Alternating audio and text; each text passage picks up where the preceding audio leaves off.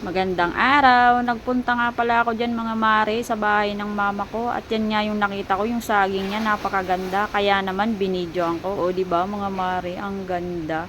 At dito naman nga pala mga mare nakita ko yung pamangkin ko. Nag-i-spray sa likod ng bahay ng ate ko. Kasi tumataas na daw yung mga halaman. Yung mga damo pala. Ang sabi nga dyan mga mare, wag ko daw siyang videoan kasi na hindi daw siya sanay at nahiya. Sabi ko naman, saglit lang. Sabi ko sa kanya. At dito naman mga mare, makikita nyo yung nyug. Oh. Napakadami ng bunga niya. No? Libreng-libre na kayo sa Panggata, tsaka sa buko. Libre pa. Hindi katulad sa Maynila. Pag wala kang pera, di ka talaga makakainom ng buko, di ba? O tingnan nyo mga mare, sa sobrang lawak talaga sa likod. Magsasawa ka talaga dito sa kakalakad o. Hanggang ngayon di pa siya tapos mag-spray. Dito naman nga mga mare, nakita ko yung nanay ko.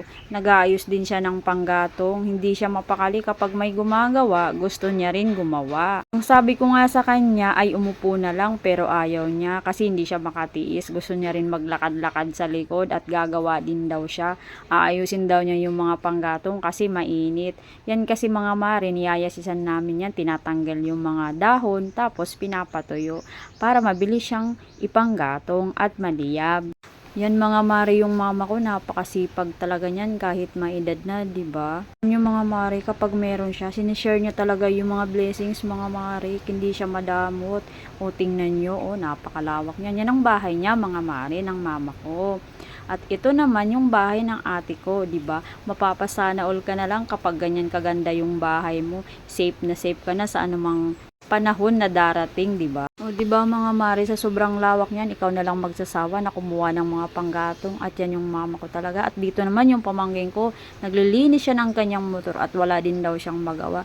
'Di ba napakasipag ng mga pamangkin ko, sana all na lang talaga. At ito namang isa, tingnan niyo, tapos na daw siya mag-spray. Kaya lilinisan na daw niya yan. Kaya sa susunod naman daw siya ulit mag-i-spray.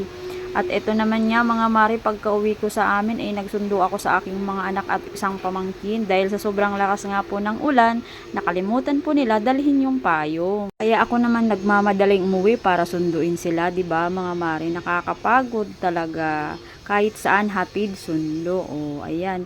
Yun. Salamat sa panonood. Bye!